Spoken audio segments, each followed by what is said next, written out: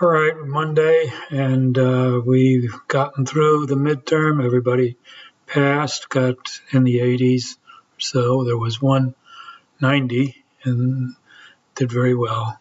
Okay, but basically, you all understand what a PN junction is and what a semiconductor is and so forth.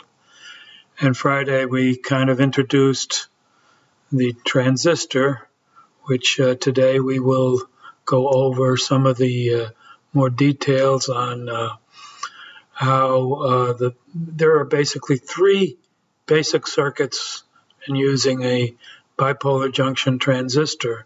And we're going to go through each of those, okay? But just reflect a little bit back on what we really did, what a transistor is.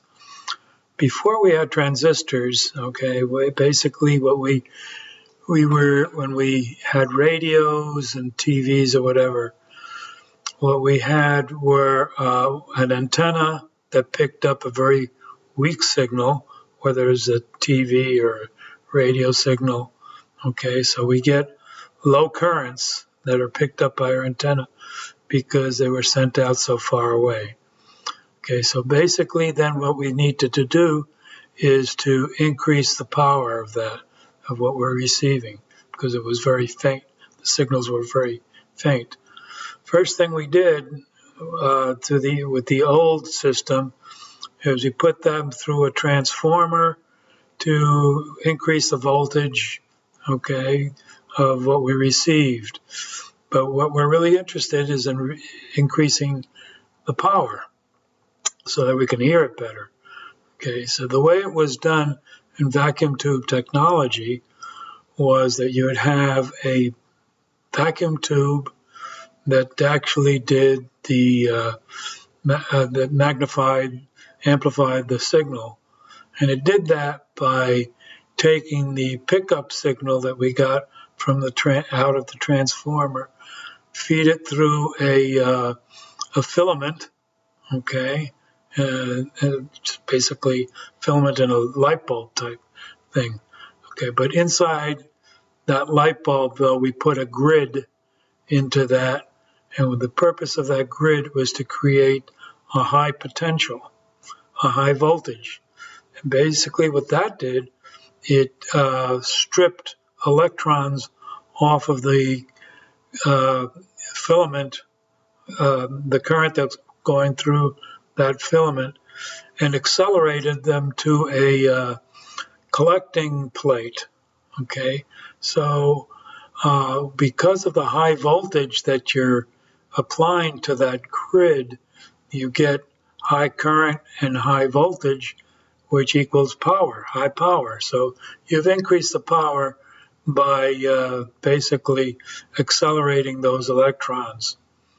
All right. But in 1948, three fellows from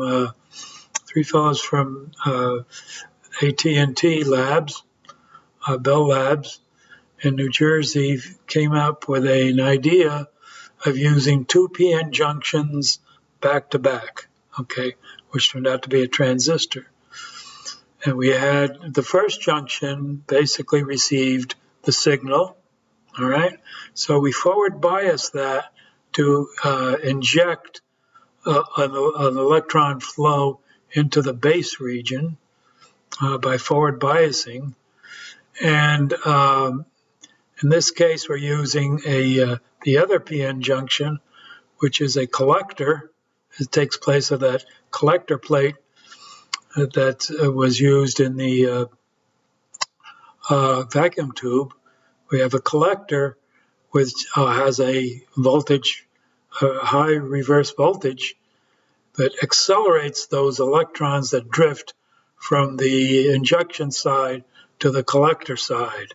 Okay, so it's the same process as the vacuum tube, but it's done at much lower voltages.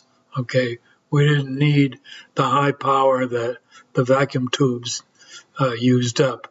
So we could do these at, battery voltage level instead of what comes out of your wall. All right, and so that is the purpose. That was the first purpose of the transistor. So the more transistors we could, we can have a number of transistors that kept increasing the power bit by bit until you get to the desirable power. And that's our transistors. Now, and today we're going to go over the different circuits that were used to do that. Of course, the one that's the most important is the common emitter circuit, okay? That's the one that's mostly used. The others are used for other purposes, and we'll go through that. Okay, so let's get going.